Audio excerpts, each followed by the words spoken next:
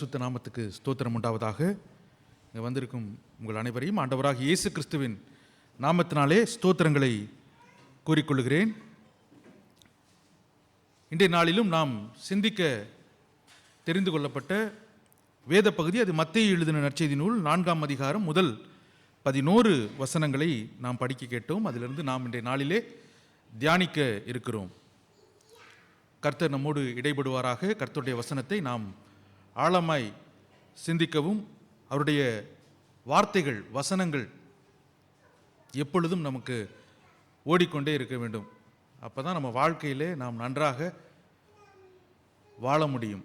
எவ்வளோ பெரிய போராட்டங்கள் வந்தாலும், எவ்வளோ பெரிய கஷ்டம் வந்தாலும், கர்த்தருடைய வார்த்தையில் நம்ம நின்றுட்டோம்னா, இந்த வேதத்திலே நாம் பிடித்து கொண்டோம் என்று சொன்னால், எவ்வளோ பெரிய கஷ்டம் வந்தாலும் கர்த்தர் நம்மை வழிநடத்த வல்லவராக இருக்கின்றார்.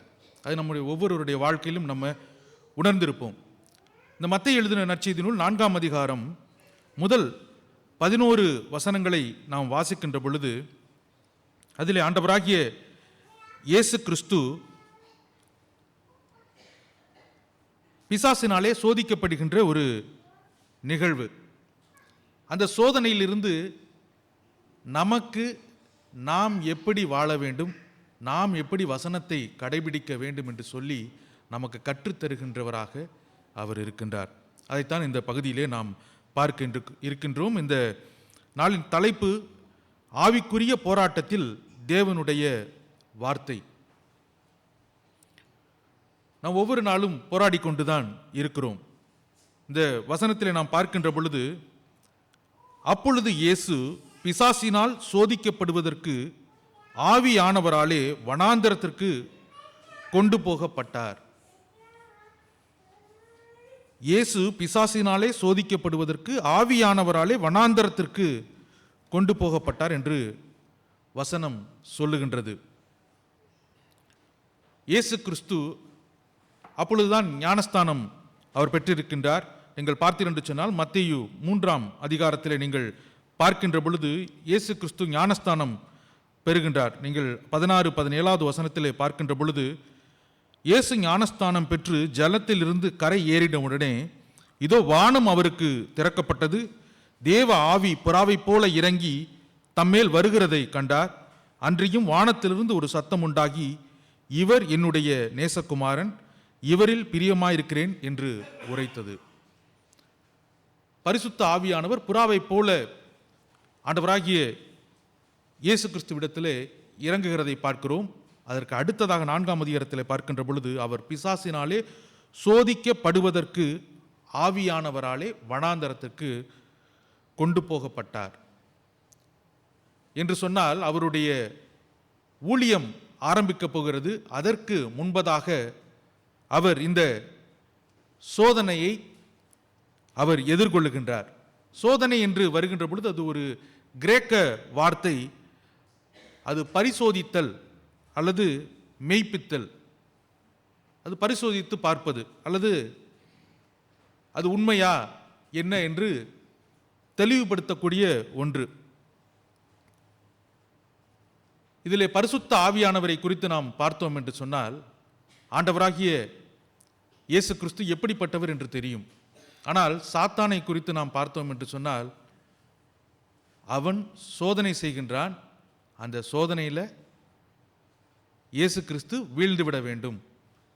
எல்லோருமே இன்றைய காலகட்டத்தில் பார்த்தோம் என்று சொன்னால் நம்ம வீழ்ந்து விட வேண்டும் அப்படின்ற ஒரு எண்ணத்தோடு இருக்கின்றவன் தான் சாத்தான். ஆனால் ஆண்டவராகிய இயேசு கிறிஸ்து அங்கே பார்த்தோம் என்று சொன்னால், வார்த்தையினாலே வசனத்தினாலே அவர் வெல்கின்றதை அவர் பார்க்கின்றோம். அவர் எந்த சூழலிலே அவர் இந்த சோதனைகளை எதிர்கொண்டார் என்று சொல்லி நாம் பார்த்தோம் என்று சொன்னால், 2வது வசனத்தை நீங்கள் பார்த்தீங்கன்னா, அவர் இரவும் பகலும் 40 நாள் உபவாசமாய் இருந்த பின்பு அவருக்கு பசி உண்டாயிற்று. அப்பொழுது சோதனைக்காரன் அவரிடத்தில் வந்து என்று சொல்லி வேத வசனம் நமக்கு சொல்லுகின்றது.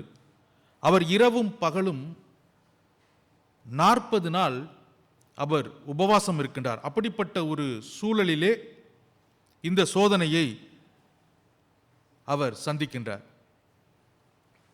நம்ம பார்த்தோம் என்று சொன்னால், இந்த உலகத்தில் ஒரு மனிதர்கள் அவளுக்கு எப்படிப்பட்ட ஒரு சோதனை வரும்னு பார்த்தீங்கன்னா, சின்ன பிள்ளையிலேருந்தே ஒரு சோதனை வரும். படிக்கின்ற பிள்ளைகள் இருக்கிறாங்க. இந்த படிக்கின்ற பிள்ளைகளுக்கு இப்போயே அவங்க ஸ்கூலில் வந்து டெஸ்ட்டு வைப்பாங்க, எக்ஸாம்.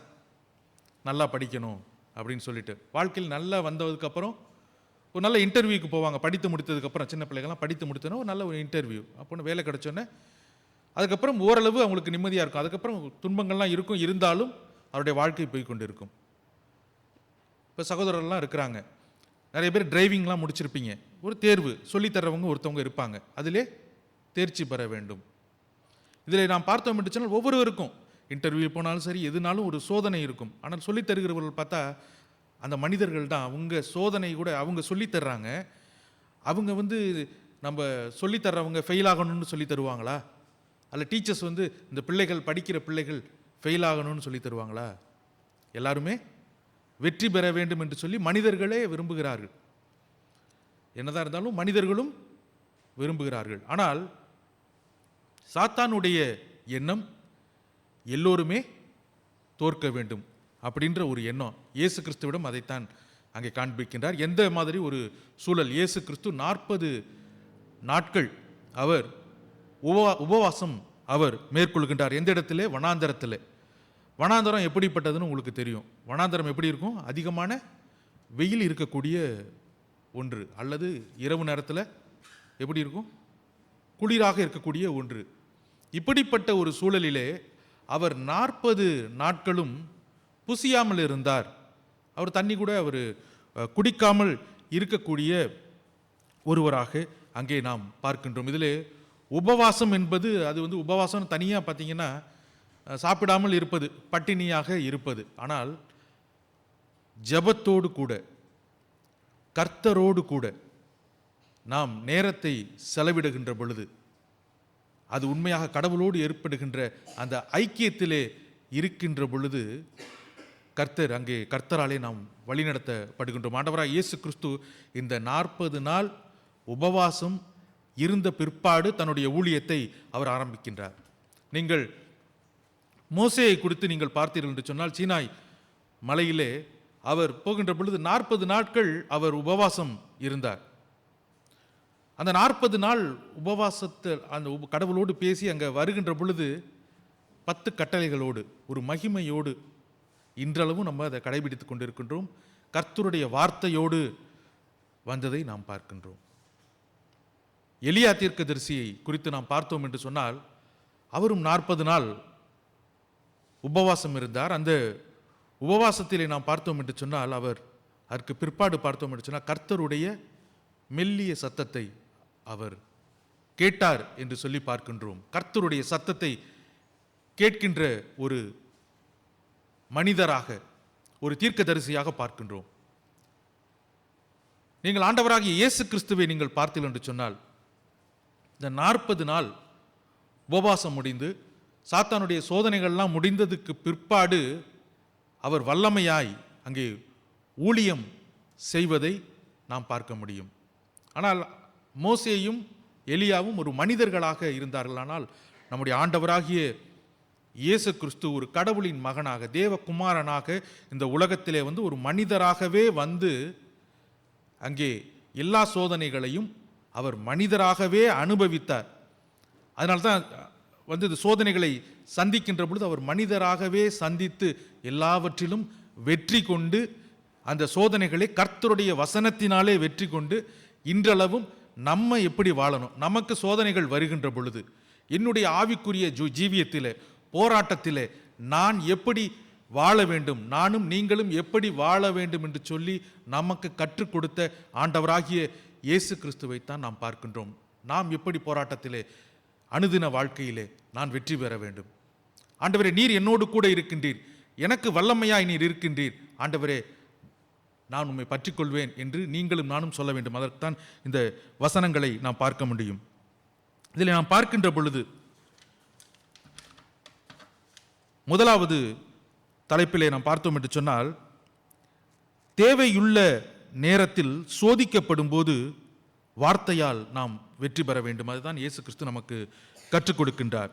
இதில் 4வது வசனத்தை நீங்கள் வாசிப்பீர்கள் என்று சொன்னால், மத்தேயு எழுதின நற்செய்தி நூல் 4ஆம் அதிகாரம் 3-4வது வசனம். அப்பொழுது படிங்க. அப்பொழுது சோதனைக்காரன் அவரிடத்தில் வந்து, நீர் தேவனுடைய குமாரனேயானால் இந்த கல்லுகள் அப்பங்களாகும்படி சொல்லும் என்றான். அவர் பிரதியுத்தரமாக, மனுஷன் அப்பத்தினாலே மாத்திரமல்ல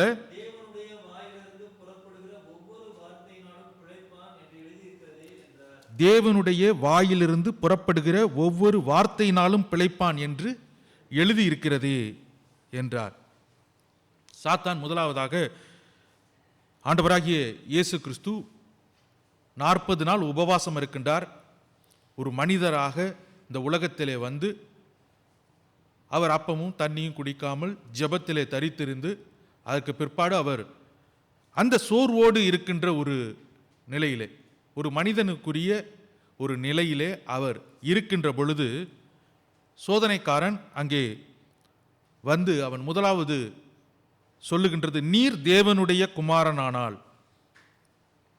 ஒரு சேலஞ்ச் பண்றாரு, நீர் தேவனுடைய குமாரனானால். அப்படின்னா சாத்தானுக்கு ஆண்டவராகிய இயேசு கிறிஸ்து யார் என்று அவனுக்கு முழுவதுமாக தெரிகிறது.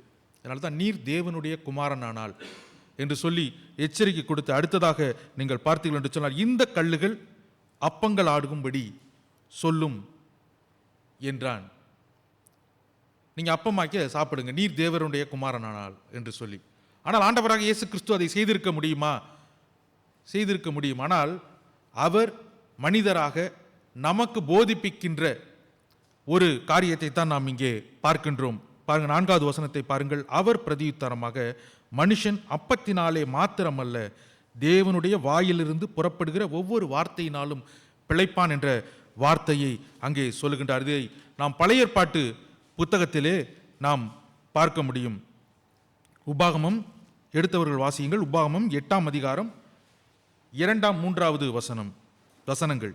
உபாகமம் 8ஆம்.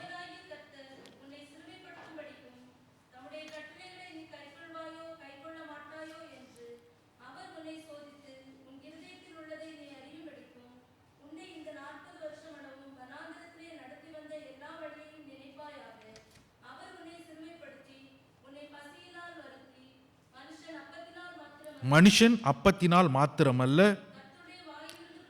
கர்த்தருடைய வாயிலிருந்து புறப்படுகிற ஒவ்வொரு வார்த்தையினாலும் பிழைப்பான் என்பதை உனக்கு உணர்த்தும்படிக்கு நீயும் உன் பிதாக்களும் அறியாதிருந்த மன்னாவினால் உன்னை போஷித்தார். இந்த வார்த்தையை தான் ஆண்டவராக இயேசு கிறிஸ்து அங்கே பயன்படுத்துகின்றார்.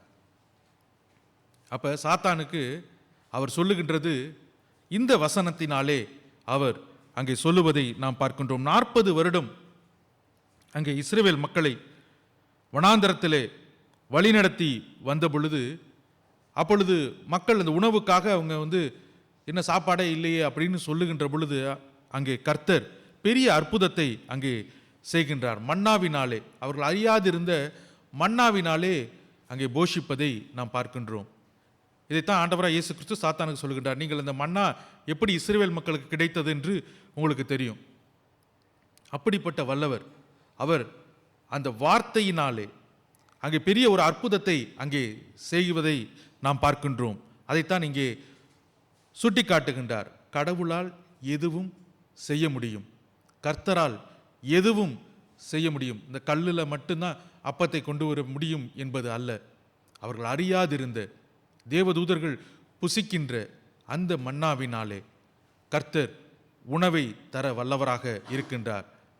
பாருங்க, ஒரு சோர்வான நேரம். இதை மனிதர்களாகிய நாம் நினைத்து பார்ப்போம் என்று சொன்னால், நாம் பலவீனமான ஒரு நேரத்திலே ரொம்ப சோர்ந்து போய், இன்னும் பார்த்தீங்கன்னா நீங்கள் சாதாரணமாக அப்படி நினச்சிங்க, வேலைக்கு போய்கிட்டு ரொம்ப சோர்வாக வருகிறீர்கள், ரொம்ப சோர்ந்து போய் அது ரொம்ப கோவப்பட்டுட்டு வர்றோம். அந்த நேரத்தில் இது போன்ற ஒரு சோதனைகளை நாம் சந்திக்கிறோம் என்று சொன்னால், நம்முடைய வாழ்க்கையிலே நாம் எப்படி எதிர்கொள்கிறோம் என்று சொல்லி நீங்களும் நானும் சிந்திக்க கடமைப்பட்டிருக்கிறோம். ஒருவேளை சாத்தான் நம்மை சோதிக்கின்ற பொழுது எப்படிப்பட்டதாக என்னுடைய குணம் வெளிப்படும். ஏன்னா நம்மளாம் மனிதர்களாக இருக்கிறோம். ஏன் குணம் எப்படி வெளிப்படும்? நாம் கர்த்தருடைய வசனத்தை நாடுகிறோமா, அல்லது என்னுடைய மனித குணம், இப்போ எதிர்த்து பேசுறது அது போன்ற, அல்லது திட்டுவது, அது போன்று நாம் செயல்படுகிறோமா? நீங்களும் நான் சிந்திக்க கடமைப்பட்டிருக்கின்றோம். நாம் கர்த்தருடைய வார்த்தையில் நின்று, நாம் கர்த்தருடைய வசனத்தில் நின்று நாம் அவற்றை எதிர்கொள்கிற பொழுது கர்த்தர் நம்மை வழிநடத்த வல்லவராக இருக்கின்றார். ஆண்டவராக இயேசு கிறிஸ்து அந்த வார்த்தையை சொன்ன உடனே சாத்தான் வந்து அடுத்த கேள்விக்கு போயிட்டான். ஏன்னா விடை வந்து விட்டது. ஆண்டவராகிய இயேசு கிறிஸ்து அங்கே கர்த்தர் செய்த அற்புதத்தையும் அதிசயத்தையும் அவர் அங்கே சுட்டி காட்டுவதை நாம் பார்க்கின்றோம். அடுத்த ஒன்று நாம் சிந்திப்போம் என்று சொன்னால், தேவனை சோதிக்க சொல்லும்போது வார்த்தையில் நிலை நிற்க வேண்டும். இரண்டாவது, தேவனை சோதிக்க சொல்லும்போது, எப்படி தேவனை சோதிக்க சொல்லும்போது என்று சொன்னால், ஆண்டவராகிய இயேசு கிறிஸ்து அங்கே நமக்கு என்ன கற்றுத்தருகிறார் என்று சொன்னால், நம்ம நிறைய நேரத்தில் நம்ம நினைத்து கொண்டு இருக்கிறதான், கர்த்தாவே உம்மால் இதை செய்ய முடியுமா? ஆண்டவரே, நான் இவ்வளவு நாள் நான் கஷ்டப்பட்டுட்டு இருக்கிறேனே, எனக்கு ஏன் இது நடக்க மாட்டேங்குது? இது எல்லோரும் சொல்லுகிற ஒரு காரியம். எனக்கு இது ஏன் எனக்கு மட்டும் நடக்க மாட்டேங்குது? ஆனால் எல்லாருமே அதை சொல்லிட்டு இருக்கிறோம். மற்றவர்களுக்கெல்லாம் நடக்கிறதே, எனக்கு மட்டும் இந்த காரியம் நடக்க மாட்டேங்கிறது என்று நாம் அநேக நேரத்தில் சொல்கிறோம். ஆனால் நல்லா பார்த்தீங்கன்னா எல்லோருமே சொல்லி கொண்டு இருக்கிறோம், எனக்கு ஏன் இந்த நல்ல காரியங்கள் நடக்க மாட்டேங்கிறது? நான் இன்னும் குறிப்பாக பார்த்தா நான் எதிர்பார்ப்பது ஏன் எனக்கு நடக்க மாட்டேங்கிறது என்று சொல்லி நாம் சிந்தித்து கொண்டு இருக்கின்றோம்.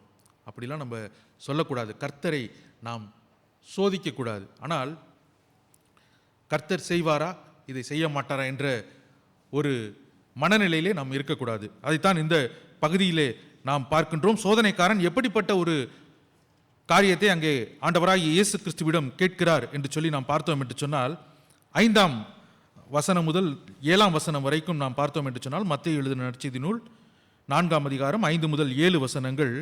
அப்பொழுது பிசாசு அவரை பரிசுத்த நகரத்திற்கு கொண்டு போய் தேவாலயத்து உப்பருகையின் மேல் அவரை நிறுத்தி, நீர் தேவனுடைய குமாரனே ஆனால் தாழ குதியும், ஏனெனில் தம்முடைய தூதர்களுக்கு உம்மை குறித்து கட்டளையிடுவார், உமது பாதம் கல்லில் இடராதபடிக்கு அவர்கள் உம்மை கைகளில் ஏந்து கொண்டு போவார்கள் என்பதாய் எழுதியிருக்கிறது என்று சொன்னான். அதற்கு இயேசு, உன் தேவனாகிய கர்த்தரை பரீட்சை பாராதிருப்பாயாக என்றும் எழுதியிருக்கிறதே என்றார்.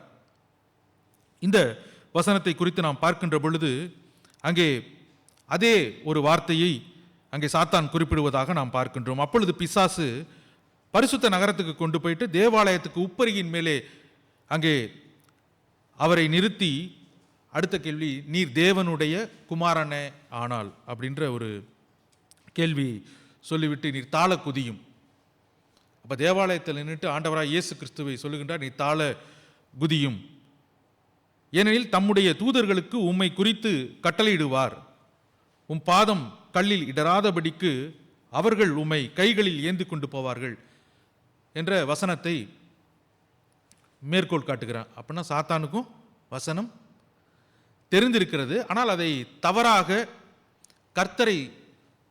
கர்த்தரால் செய்ய முடியுமா அப்படின்ற ஒரு கேள்வியை அங்கே எழுப்புகின்றான். ஆண்டவராகிய இயேசு கிறிஸ்து அதை எப்படி எதிர்கொள்ளுகின்றார் என்று சொல்லி நாம் பார்த்தோம் என்று சொன்னால், சங்கீதம் 91வது சங்கீதத்தை நாம் எடுத்துக்கொள்வோம். சங்கீதம் 91, 11, 12.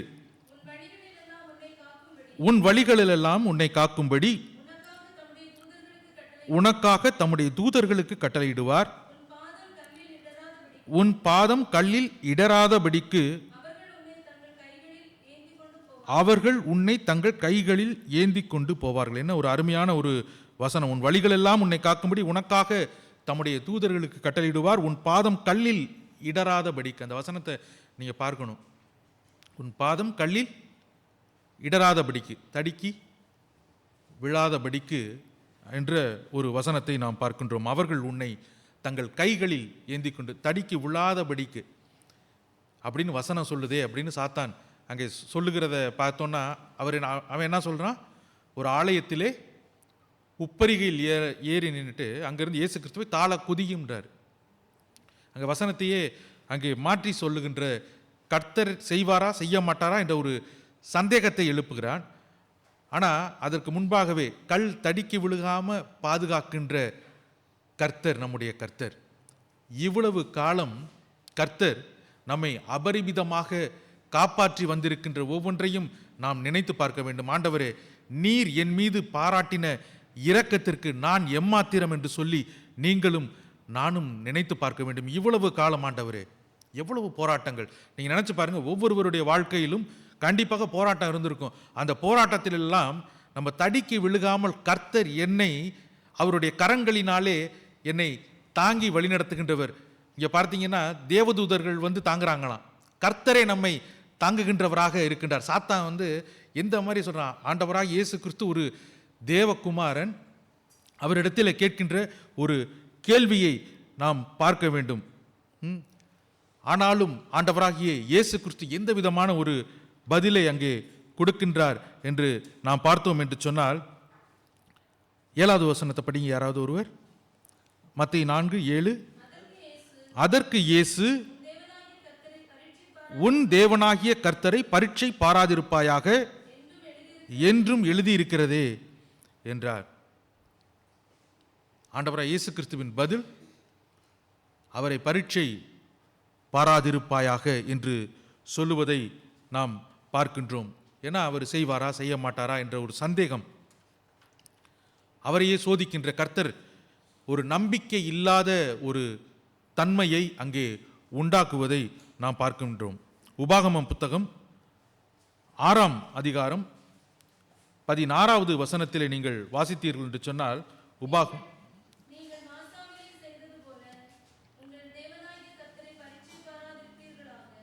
இந்த வசனத்தை தான் ஆண்டவராகிய இயேசு கிறிஸ்து அங்கே சுட்டி காட்டுகின்றார். நீங்கள் மாசாவிலே செய்தது போல உங்கள் தேவனாகிய கர்த்தரை பரீட்சை பாராதிருப்பீர்களாக. இந்த வசனத்தை வந்து நீங்கள் என்ன, இந்த வசனத்தை குறித்து நாம் பார்த்தோம் என்று சொன்னால், இது யாத்ராகம புத்தகத்திலே 17ஆம் அதிகாரம். இந்த வசனத்திலே பார்த்தால் இந்த நிகழ்வு வரும். யாத்ராகமும் 17ஆம் அதிகாரம் முதல் 7 வசனங்களை நீங்கள் வாசித்து பார்த்தீர்கள் என்று சொன்னால், இஸ்ரவேல் புத்திரராகிய சபையார் எல்லோரும் கர்த்தருடைய கட்டளையின்படியே சீன் வனாந்தரத்துக்கு அவங்க பிரயாணம் பண்ணி ரெவி தீமிலே அவர்கள் பிரயாணம் பண்ணிட்டு இருக்கிறாங்க. அப்போது தண்ணீர் இல்லை, வனாந்தரமான ஒரு இடம். அவர்கள் நடந்து போய் கொண்டிருக்கின்ற போது தண்ணீர் கிடைக்கவில்லை. அதனால தண்ணீர் தவணமாக இருந்தபடினாலே அவங்க வந்து மோசேக்கு எதிராக அவர்கள் எழும்புகிறார்கள். மோசே அங்கே சொல்லுகின்ற பொழுது, என்னை கல்லெறிகிறார்கள் ஆண்டவரே, கல்லெறி எல்லாரும் வந்துட்டாங்க அப்படின்றாங்க. முறையிடுகிறார்கள். எல்லோருமே மோசேக்கு எதிராக இருக்கிறார்கள், முறுமுறுக்கிறார்கள். நாங்களும் எங்களுடைய பிள்ளைகளும் சாவதற்காக எங்களுக்கு இங்கே கூட்டிட்டு வந்தீங்க அப்படின்ற மாதிரி அங்கே கேட்கின்ற ஒரு மக்களாக, கர்த்தர் நம்மை வழிநடத்தவில்லையே என்ற ஒரு நிலையிலே இருக்கின்ற பொழுது கர்த்தர் சொல்லுவார், நீ ஓரேபிலே போய் இந்த கண்மலையிலே நீ வைத்திருந்த அந்த கோலினாலே அதை அடி என்று சொல்வார். அதிலிருந்து தண்ணீர் புறப்பட்டு வரும் என்று சொல்லி, அதே போல தண்ணீர் அங்கே வந்தது. அதைத்தான் நாம் பார்க்க முடியும். யாத்ராகமும் 17ஆம் அதிகாரம் 6வது வசனத்திலே நீங்கள் பார்த்தீர்கள் என்று சொன்னால், அங்கே ஓரேபிலே நான் உனக்கு முன்பாக கண்மலையின் மேல் நிற்பேன், நீ அந்த கண்மலையை அடி, அப்பொழுது ஜனங்கள் குடிக்க அதிலிருந்து தண்ணீர் புறப்படும் என்றார். அப்படியே மோசே இஸ்ரவேல் மூப்பரின் கண்களுக்கு முன்பாக செய்தார் என்று சொல்லி நாம் பார்க்க முடியும். இந்த மக்கள் இவ்வளவு தூரம் அவர்கள் இப்படி கர்த்தரை நம்பாமல் இருந்து அவரை பரீட்சை பார்க்கின்ற ஒரு மக்களாக அவர்கள் இருந்தார்கள். அதைத்தான் இந்த பகுதியிலே ஆண்டவராய் இயேசு கிறிஸ்து உபாகமம் 6:16 சாத்தானுக்கு சுட்டி காட்டுகின்றார். பாருங்க, இதுலேயே நீங்கள் யாத்ராகமம் 17ஆம் அதிகாரம் 7வது வசனத்தை நீங்கள் பார்த்தீர்கள் என்று சொன்னால், இஸ்ரவேல் புத்திரர் வாதாடியதன நிமித்தம் கர்த்தர் எங்கள் நடுவில் இருக்கிறாரா இல்லையா என்று அவர்கள் கர்த்தரை பரீட்சை பார்த்ததின் நிமித்தமும் அவன் அந்த ஸ்தலத்திற்கு மாசா என்றும் மேரிபா என்றும் பெயரிட்டான். அதனால தான் மாசான்னு அங்கே பெயர் அந்த இடத்துல மோசே அங்கே கொடுப்பதை நாம் பார்க்கின்றோம்.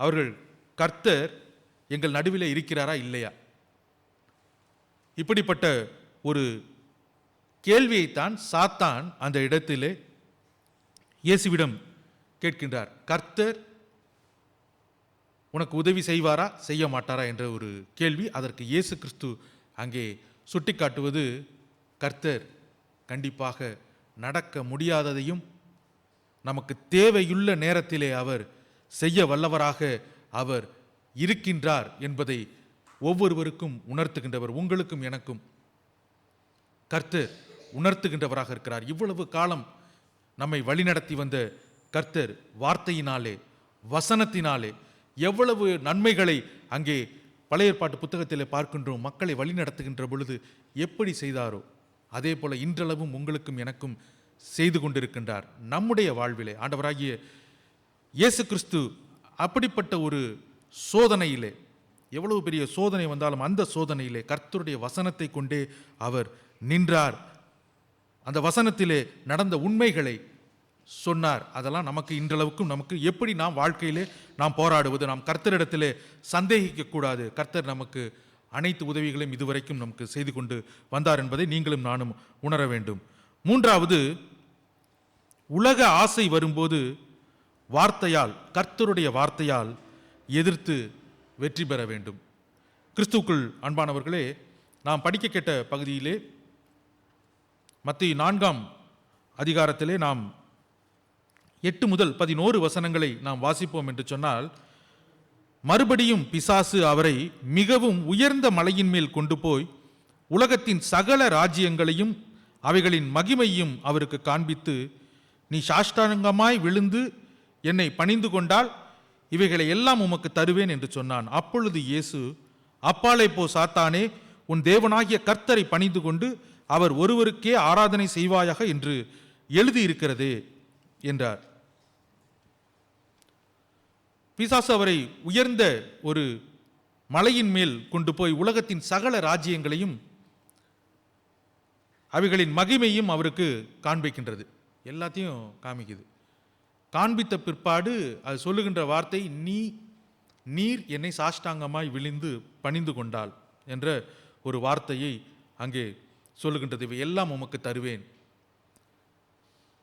இதில் தான் நாம் சிந்திப்போம் என்று சொன்னால், கர்த்தருடைய இறையாண்மையை குறித்து நாம் சிந்திக்க வேண்டும். கர்த்தர் சகலத்தையும் ஆளுகின்றவர். எல்லாம் கர்த்தருக்கு மட்டுமே உரியது.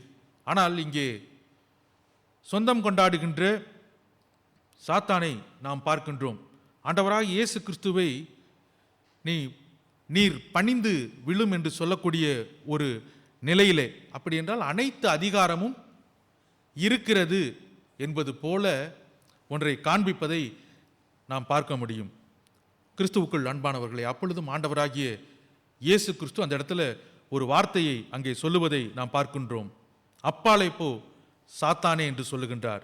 நீ உன் தேவனாகிய கர்த்தரை பணிந்து கொண்டு அவர் ஒருவருக்கே ஆராதனை செய்வாயாக.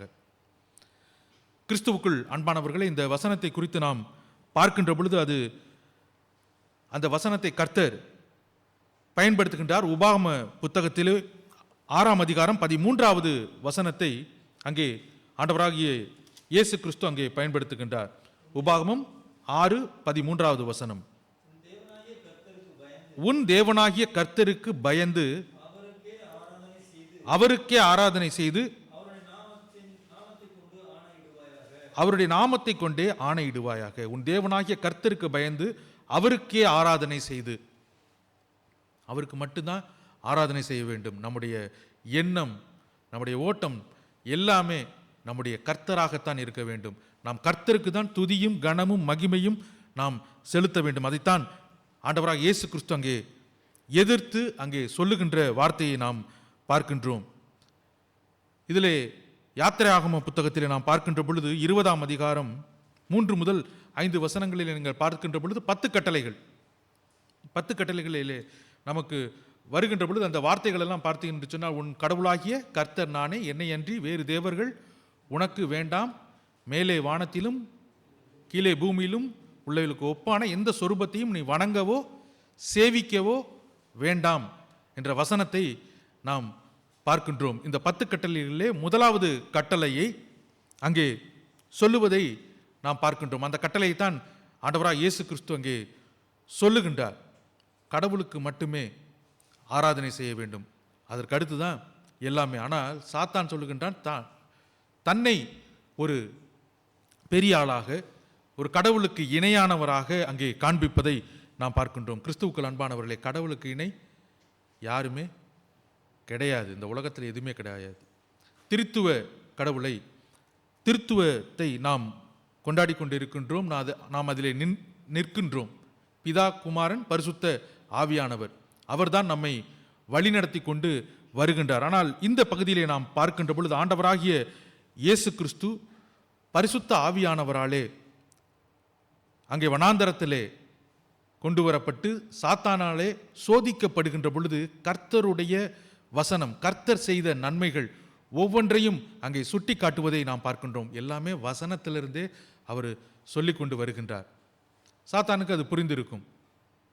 அப்படிப்பட்ட ஏன் அப்படி எதிர்கொண்டார் என்று சொன்னால், கிறிஸ்துவுக்குள் அன்பானவர்களே, நீங்களும் நானும் இதே போல பல சோதனைகளிலே நாம் இருக்கின்றோம். இந்த பகுதியிலே நாம் பார்க்கின்ற பொழுது இதிலே வந்துடுது ஒரு ஆசை, இன்னொன்று பதவி, அதிகாரம், எல்லோருமே வேண்டும் என்று சொல்லி மனிதர்களாகிய ஒவ்வொருவருக்குமே, எல்லோருக்குமே நாம் நினைத்து பார்க்கின்றோம். ஆனால் நாம் ஒன்றை மறக்கக்கூடாது, எல்லோருமே கர்த்தர் கொடுத்த ஈவு. கர்த்தர் எனக்கு இந்த பொறுப்பை கொடுத்திருக்கிறார் என்று தான் நாம் நினைக்க வேண்டும். ஆனால் நாம் அதிகமாக ஒரு ஆசையோ பதவியோ அதிகாரமோ அப்படிப்பட்ட ஒரு எண்ணத்திலே இருந்தோம் என்று சொன்னால் நாம் நம்மை சீர்தூக்கி பார்க்க வேண்டும். இப்படிப்பட்ட ஒரு காரியத்தை தான் சாத்தான் நமக்குள் தூண்டிவிடுகின்றவராக இருக்கின்றான்.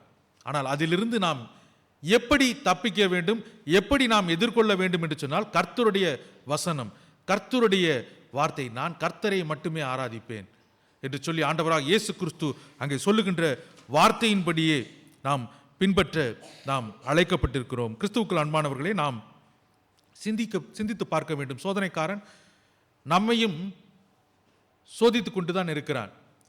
பிசாசானவன் நம்மையும் சோதித்து கொண்டு இருக்கின்றான். எப்படிப்பட்ட ஒரு சூழலிலே, நாம் பலவீனமாக இருக்கின்ற ஒரு சூழலிலே, சோர்வான ஒரு சூழலிலே, இன்னும் நம்ம பார்த்தோம்னா படபடப்பாக இருப்போம் சில சமயத்தில். அப்படிப்பட்ட ஒரு சூழலிலே எதுவுமே என்னால் செய்ய முடியவில்லை, எல்லாமே எனக்கு ஒரு தோல்வியாக வருகிறது, எனக்கு எல்லாமே ஏன் இப்படி தோல்வியாக வருகிறது, அப்படிப்பட்ட ஒரு சூழலிலே, துன்பங்கள் துயரங்கள் நடக்கின்ற ஒரு நேரத்திலே, அப்படிப்பட்ட சூழலில் நான் என்னுடைய ஆவிக்குரிய ஒரு பலத்தை நான் இழந்து விடுகிறேன், ஒரு பாரத்தோடு இருக்கின்றேன். ஏன் எனக்கு இந்த கஷ்டம் வருகிறது என்று சொல்லி நாம் நினைக்கக்கூடிய ஒரு சூழலில் இருக்கின்ற பொழுதுதான் இப்படிப்பட்ட காரியங்கள் நமக்கு நடைபெறுகின்றது. ஆனால் ஆண்டவராகிய இயேசு கிறிஸ்து அந்த சோதனைகளை ஒவ்வொன்றையும் எப்படி வெற்றி பெற்றார் என்ற ஒரு பெரிய ஒரு வைராக்கியமாக நாம் வாழ வேண்டும், வசனத்தினாலே நாம் வாழ வேண்டும் என்று சொல்லி இந்த வசனத்திலே நாம் பார்க்கின்றோம். ஆண்டவராக இயேசு கிறிஸ்து 40 நாட்கள் உபவாசம் இருந்து பலவீனத்தோடு, இன்னும் உடல் பலவீனத்தோடு, மனதளவிலே பலவீனத்தோடு இருக்கின்ற பொழுது வந்த சோதனைகளிலே அவர் எப்படி எதிர்கொண்டு சாத்தானை எப்படி வென்றார், வசனத்தினாலே அவர் எப்படி வென்றார் என்று சொல்லி உங்களுக்கும் எனக்கும் போதிப்பித்து காண்பித்திருக்கிறார். கிறிஸ்துவுக்குள் அன்பானவர்களே, நாம் கர்த்தருக்கு பிரியமானவர்களாக நாம் வாழ வேண்டும் என்று சொல்லி நீங்களும் நானும் சிந்திக்க இருக்கின்றோம். தொடர்ந்து நாம் சிந்திப்போம். ஒரு சில பகுதிகளை நாம் அனைவரும் இணைந்து வாசிக்கப் போகின்றோம். சங்கீதம் 119 சங்கீதம் 105 வசனத்தை எல்லோரும் எடுத்துக்கொள்ளுங்கள். எல்லோருமே சேர்ந்து படிக்கப் போகின்றோம். சங்கீதம் 119 105 வசனம். எல்லோரும் சேர்ந்து படிக்கலாமா? பக்கம் எண் 748. உம்முடைய வசனம் என் கால்களுக்கு தீபமும் என் பாதைக்கு வெளிச்சமுமாய் இருக்கிறது. கர்த்தருடைய வசனம் நம்முடைய கால்களுக்கு, என் கால்களுக்கு தீபமும், நம்முடைய கால்களுக்கு தீபமும், நம்முடைய பாதைக்கு அது வெளிச்சமுமாய் இருக்கின்றது. அந்த பாதையிலே கர்த்தர் நம்மை வழிநடத்த வல்லவராக இருக்கின்றார். இரண்டாவது சங்கீதம் 19 வசனத்தை எடுத்துக்கொள்ளுங்கள். சங்கீதம் 19 சங்கீதம் 7 வசனம். பக்கம் எண் 681. கர்த்தருடைய எல்லாரும் எடுத்துக்கிட்டீங்களா? கர்த்தருடைய வேதம் குறைவற்றதும் ஆத்துமாவை உயிர்ப்பிக்கிறதுமாய் இருக்கிறது. கர்த்தருடைய சாட்சி சத்தியமும் பேதையை ஞானியாக்குகிறதுமா இருக்கிறது. கர்த்தருடைய வேதம் குறைவற்றது. அவருடைய வேதத்தை நாம் பிடித்து கொண்டோம் என்று சொன்னால் நமக்கு குறைவில்லாமல் வாழ்க்கையிலே எப்பொழுதுமே நிறைவாய் நாம் நடக்கும்படி, நம்முடைய வாழ்க்கை எப்பொழுதுமே நிறைவாக இருக்கும். நமக்கு குறைவு வந்தாலும் கர்த்தர் அதை நிறைவாக்கி தருவார். கர்த்தருடைய வசனத்திலே நாம் நின்றோம் என்று சொன்னால், கர்த்தருடைய வசனம் நம்முடைய உள்ளத்திலே இருக்கின்ற பொழுது எவ்வளவு பெரிய காரியங்கள் வந்தாலும் நாம் எதிர்த்து நிற்கக்கூடிய அளவிலே அதை செய்ய வல்லவர் நம்மோடு கூட இருக்கின்றார். அடுத்த வசனத்தை நாம் எடுத்துக்கொள்வோம். எபிரேயர் புத்தகம் 4ஆம் அதிகாரம் 12வது வசனத்தின் முதல் பகுதியை மட்டும் நாம் வாசிப்போம். எபிரேயர் 4ஆம் அதிகாரம் 12வது வசனம், 301வது பக்கம்.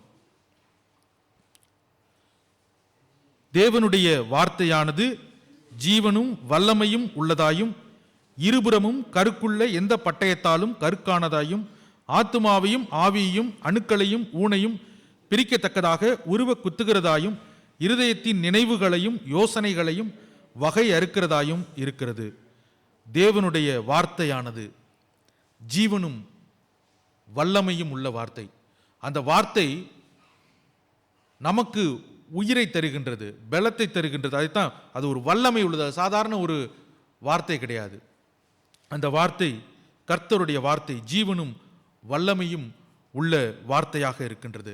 அப்படிப்பட்ட வார்த்தையை தான் ஆண்டவராகிய இயேசு கிறிஸ்து அங்கே பயன்படுத்தி ஒவ்வொன்றிற்கும் அந்த பின்னணியெல்லாம் நம்ம பார்த்தோம்னா மக்கள் எல்லோருமே துன்பத்திலே, அவர்கள் எப்படிப்பட்ட ஒரு சூழலிலே கர்த்தர் இருக்கிறாரா இல்லையா, அவரால் செய்ய முடியுமா என்ற ஒரு நிலை, கர்த்தரையே அவர்கள் உணராதவர்களாக, இதுவரை நடத்தி வந்த கர்த்தரை உணராதவர்களாக இருந்த மக்களை அவர் எவ்வளவு நன்மையினால் போஷித்தார் என்பதை அவர் அங்கே சுட்டி காட்டுகின்றார். ஆண்டவராக இயேசு கிறிஸ்து உங்களையும் என்னையும் ஆவிக்குரிய போராட்டத்திலே தேவனுடைய வார்த்தையினாலே வழிநடத்த வல்லவராக இருக்கின்றார். இதில் முதலாவது நாம் பார்த்தோம், தேவையுள்ள நேரத்தில் சோதிக்கப்படும் போது வார்த்தையால் நாம் வெற்றி பெற வேண்டும். தேவனுடைய வார்த்தையால் நாம் வெற்றி பெற வேண்டும். அதே போல இரண்டாவது பார்த்தோம் என்று சொன்னால், தேவனை சோதிக்க சொல்லும்போது தேவனுடைய வார்த்தையால் நாம் நிலை நிற்க வேண்டும். மூன்றாவது, உலக ஆசை வரும்போது தேவனுடைய வார்த்தையால் எதிர்த்து நிற்க வேண்டும். ஆண்டவரே, நீர்தான் எனக்கு எல்லாம் என்று சொல்லி நாம் நம்மை தாழ்த்தி ஒப்படைக்கின்ற பொழுது கர்த்தர் நம்மை வழிநடத்த வல்லவராக இருக்கின்றார். அவருக்கு பிரியமானவராக நாம் வாழ்வோம். சோதனைகள் வருகின்ற பொழுது நாம் வசனத்தினாலே வெல்லுவோம். கர்த்தர் நம்மை வசனத்தினாலே, வார்த்தையினாலே நம்மை வழிநடத்தி காப்பாராக. ஆமேன்.